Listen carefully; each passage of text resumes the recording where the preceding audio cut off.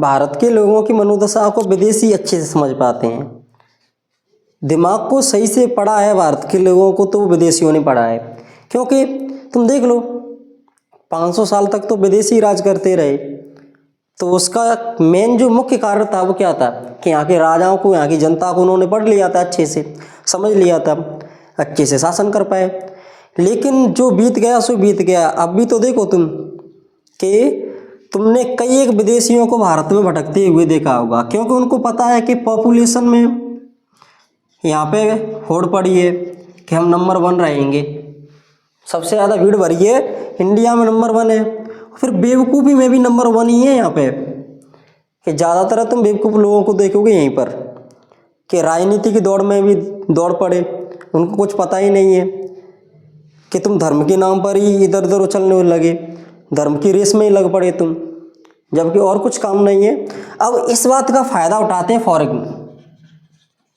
Foreigner क्या करते हैं कि उनको पता है कि अगर हम सोशल मीडिया से कुछ अर्न करना चाहते हैं तो वो इंडिया ही एक ऐसी जगह है कि वहाँ पर तो हमें देखने के लिए भी भीड़ लग जाती है। तो हम वहाँ पर कुछ क्रिएट करेंगे तो कितना व्यूज मिलेगा। तुम देखो कई एक विदेशी महिलाओं को, विदेशी पुरुष भी इसमें शामिल हैं कि यहाँ पर अपना कैरियर आजमाते हैं कि हमारा चल जाए तो चल जाए। और वो उनको इतना भी पता है कि धर्म के नाम पर एक किल्ली बिल्ली नाम का एक क्रिएटर है, अफ्रीका का है शायद, या फिर अफ्रीकन जैसा लगता है, काला कलुआ सा, लेकिन वो यहाँ की जातियों में भी घुस गया।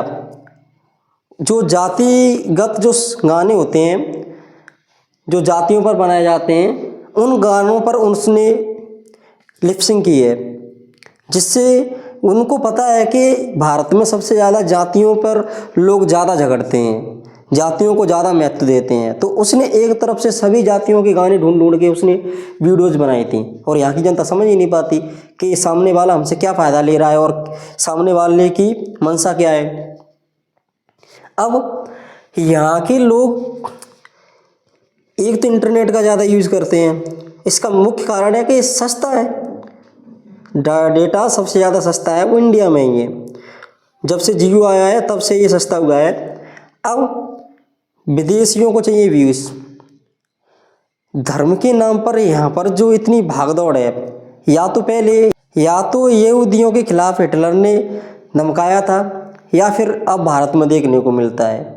अब धर्म में इतने घुल मिल गए हैं, इतना शोषण किया है धर्म के नाम पर कि यहाँ के लोग, अगर कोई कुत्ता भी सिंदूर लगा के आ जाए तो उसके भी मिलियंस में फॉलोअर्स कर देंगे।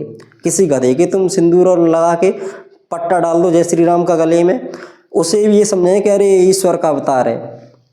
ये किसी एक धर्म के लिए नहीं कह रहा मैं, सभी में यही हालत है। इसका मुख्य कारण है पॉलिटिक्स, और विदेशी इस बात का बहुत फ़ायदा उठाते हैं।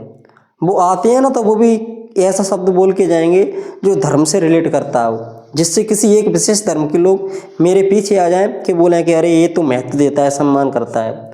उनको पता है कि हमें यहाँ से सपोर्ट मिलेगा, अपने सपोर्ट के लिए करते हैं वो।